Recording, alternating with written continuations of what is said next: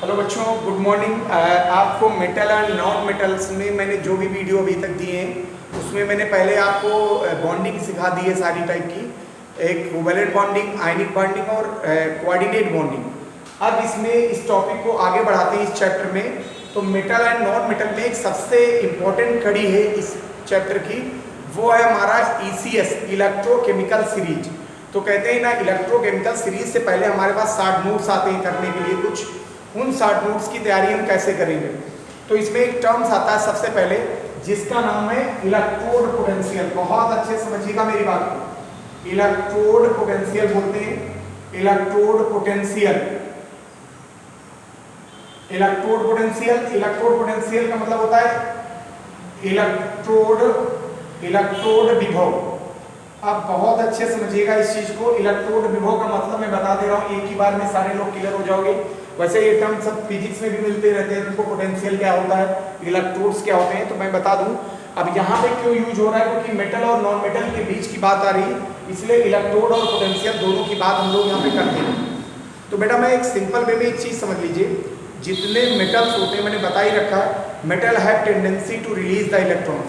Metal जो भी होते हैं वो इलेक्ट्रॉन्स को त्यागते हैं, ठीक। जाहिर सी बात है, किसी में भी इलेक्ट्रॉन यदि निकल रहे हैं किसी भी मेटल के द्वारा, किसी भी धातु के द्वारा, तो भाई उसका पर्टिकुलर उस मेटल का ऑक्सीडेशन होना शुरू हो जाता है, ठीक। और जिस मेटल के द्वारा इलेक्ट्रॉन रिसीव कर लिए जाते हैं उस मेटल का पर्टिकुलर क्या हो जाता है, रिडक्शन हो जाता है। तो काम दोनों क्या होते हैं, मेटल के बीच में ही होते हैं। अब मेटल बहुत सारे हो सकते हैं भाई, मेटल तो बहुत सारे हैं हमारे पास। अब जैसे मान लीजिए कहते हैं लोहे की छड़ डाल दो, तो लोहे की छड़ मतलब क्या हुआ, आयरन मेटल हो गया हमारा। वो काम तो आयरन इलेक्ट्रोड का कर रहा है, इलेक्ट्रोड का वर्क करता है। इलेक्ट्रोड का मतलब ही होता है जिसके अंदर हमने करंट दी और करंट का फीडबैक हमें जनरेट कर दे, वो हमारे सारे इलेक्ट्रोड्स कहलाते हैं। अब होता क्या है कि मान लीजिए कोई मेटेलिक रॉड है, उस मेटेलिक रॉड को किसी भी इलेक्ट्रोलाइट्स में डिप कर दें। अब बात आती है इलेक्ट्रोलाइट्स क्या होता है भाई। जनरल वे में हम लोग किसी भी, मान लीजिए वाटर है, वाटर में हमने चीनी को डाला तो ये हमारा सोल्यूशन तैयार हो गया, विलियन बोलते हैं। लेकिन इलेक्ट्रोकेमिस्ट्री में जो विलियन होता है उसका नाम विलियन न कह के इलेक्ट्रोलाइट्स बोलते हैं, क्योंकि उस पर पॉजिटिव नेगेटिव चार्ज होते हैं। अच्छा, सोल्यूशन में न्यूट्रल भी बनाए जा सकते हैं, उदासीन मॉलिक्यूल्स का भी बनाया जा सकता है, लेकिन यहाँ पे जो भी हम बनाएंगे वो आयनिक साल्ट होंगे हमारे पास। आयनिक साल्ट को ही घोल के बनाते हैं, चाहे वो सोडियम क्लोराइड हो, चाहे वो अमोनियम क्लोराइड हो, चाहे वो जिंक क्लोराइड हो। मतलब आयनिक जो कंपाउंड्स होते हैं उन्हीं के साल्ट से हम इलेक्ट्रोलाइट्स को बनाते हैं। अब समझिए बहुत सिंपल वे में, मान लीजिए मेरे पास ये बीकर रखा हुआ, ये बीकर दिया हुआ हमारे पास, और इस बीकर के अंदर हमने एक इलेक्ट्रोलाइट्स रख लिया, कोई भी इलेक्ट्रोलाइट्स था मान लीजिए, और इस इलेक्ट्रोलाइट्स के अंदर हमने एक मेटल की रॉड डाल दी। यहाँ पे एक लोहे की छड़ डाल दी या मेटेलिक कोई भी रॉड डाल दी। यहाँ पे कॉपर की भी रॉड हो सकती है, आयरन की भी हो सकती है, जिंक की भी हो सकती है, ठीक है। तो इलेक्ट्रोड का वर्क तो बहुत सारी कोई भी मेटल कर सकती है। तो जैसे मान लीजिए मेटेलिक रॉड हमने यहाँ पे डिप किया, तो मेटल के ऊपर they have received the positive charge, इनके ऊपर पॉजिटिव चार्ज होते हैं। अच्छा, जो जिस सोल्यूशन में हमने रखा उनके ऊपर नेगेटिव चार्ज होता है, तो सोल्यूशन में तो नेगेटिव चार्ज है ही इलेक्ट्रोलाइट्स के पास, तो नेगेटिव पार्ट यहाँ पे अटैक करना शुरू कर जाएगा। तो जब नेगेटिव चार्ज पॉजिटिव चार्ज से अटैक करना शुरू करेगा तो इनके बीच में जर्मिनेट होगा पोटेंशियल, जिसको हम क्या कह देते हैं, इलेक्ट्रोड पोटेंशियल। सिंपल वे में बहुत एक ही बार में समझ जाओगे। जब किसी धातु की छड़ को, इसकी डिफिनेशन बता रहा हूँ, जब किसी धातु की छड़ को किसी वैद्युत अपघट्ट के सापेक्ष रखा जाता है, उस छड़ में वैद्युत धारा प्रवाहित की जाती है, तो उस छड़ और अपघट्ट के मध्य जो विभव उत्पन्न होता है उसे हम इलेक्ट्रोड विभव कहते हैं। बात आ गई होगी समझ में। When a metallic rod placed on electrolytes and pass the electric current, the potential generated between electrode and electrolytes is called the electrode potential. Clear हो गया? तो इंग्लिश मीडियम वाले और हिंदी मीडियम दोनों डिफिनेशन क्लियर कर रहे होंगे। मैंने सिंपल वे में यही बोला कि कोई भी धातु की छड़ है, किसी भी अपघट्ट के सापेक्ष रखेंगे तो उस छड़ और अपघट्ट के मध्य जो विभव उत्पन्न होगा उसे हम इलेक्ट्रोड विभव कहते हैं या इलेक्ट्रोड पोटेंशियल कहते हैं। क्लियर हो गया? अच्छा, इलेक्ट्रोड पोटेंशियल को बेटा ई सेल से डिनोट करते हैं, ई सेल से रिप्रेजेंट करते हैं। इलेक्ट्रोड पोटेंशियल को किससे डिनोट करेंगे? ई सेल से। तो सिंपल वे में सब लोग समझ गए। When a metallic road placed on electrolytes, electrolytes का मतलब समझ गए सब लोग, electrolytes and pass the electric current, and pass the electric current, electric current, the potential generate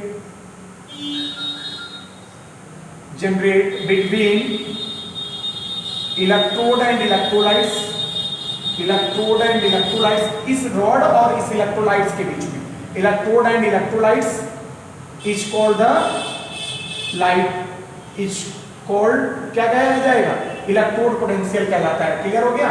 और it is denoted by the E cell, E cell से denote कर देते हैं। एक होता है इलेक्ट्रोड पोटेंशियल और दूसरा वर्ड आ जाता है स्टैंडर्ड इलेक्ट्रोड पोटेंशियल, एसईपी बोलते हैं, स्टैंडर्ड इलेक्ट्रोड पोटेंशियल, एसईपी के नाम से जाना जाता है। और इसको हिंदी में कहते हैं मानक इलेक्ट्रोड विभव, मानक इलेक्ट्रोड विभव, मानक इलेक्ट्रोड विभव। बेटा मेरी बात समझ लीजिए बहुत अच्छे से कि ये जो टर्म्स जब क्लियर नहीं होते हैं 10th के बच्चों को, तो जब ये फर्स्ट ईयर है, इंटर में, ये तो डीप में है क्योंकि इसका रिलेशन ही इंटर में है, फर्स्ट ईयर में, तो प्रॉब्लम्स क्रिएट हो जाती है। तो जो 10th के बच्चे हैं वो बहुत खासकर इस चीजों को ध्यान रखें कि बेसिक कॉन्सेप्ट इसी को कहते हैं। बेसिक कॉन्सेप्ट नहीं आता है, हम बार बार यूज करेंगे एससीपी इसका इतना होता है, अब एससीपी नहीं जानते हो स्टैंडर्ड इलेक्ट्रोड पोटेंशियल क्या होता है तब तक क्लियर ही नहीं कर सकते हो। तो दोनों में डिफरेंस बहुत छोटा सा होता है। स्टैंडर्ड का मतलब ये नहीं होता कि कोई बड़ी क्वालिटी का कोई चीज बनाया जाता है, हाँ ऐसा नहीं होता। बस क्या होगा कि इसका टेम्परेचर, रूम टेम्परेचर पे रिएक्शन होगी, तो रूम टेम्परेचर मतलब 25 डिग्री सेल्सियस। क्लियर हो गया। और इसकी जो कंसंट्रेशन थी इलेक्ट्रोलाइट्स की वो फिक्स हो जाती है, मान लीजिए 1 मोलर हो गया, तो दोनों की डिफिनीशन लिखोगे, डायग्राम यही दोनों में कॉमन हो जाएगा। तो स्टैंडर्ड इलेक्ट्रोड पोटेंशियल का मतलब क्या होगा, बहुत सिंपल वे में समझिए, 25 डिग्री सेल्सियस पर, 25 डिग्री सेल्सियस पर 1 मोलर सांद्रता वाले अपघट्ट में जब किसी धातु की छड़ को रखा जाता है, उस छड़ और अपघट्ट के मध्य जो विभव उत्पन्न होता है उसे हम मानक इलेक्ट्रोड विभव कहते हैं।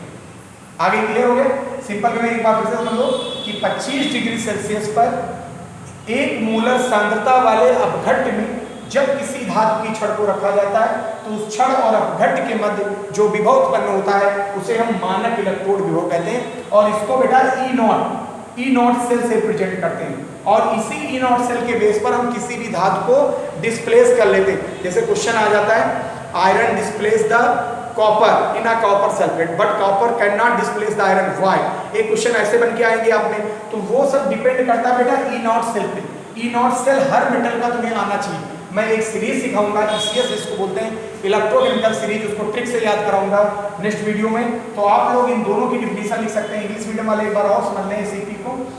At 25 degrees Celsius, 1 molar electrolytes, when a metallic rod placed on electrolytes and pass the electric current, the potential generated between electrode and electrolytes is called the standard electrode potential. Clear हो गया। और it is denoted by the E cell. Okay? अब इन दोनों के बीच से जो एक series बन के आएगी जिसको बोलते हैं इलेक्ट्रोकेमिकल सीरीज, आप लोग मेरा नेक्स्ट वीडियो देखिएगा, उसमें आपको ईसीएस मिल जाएगा। ठीक है, थैंक यू।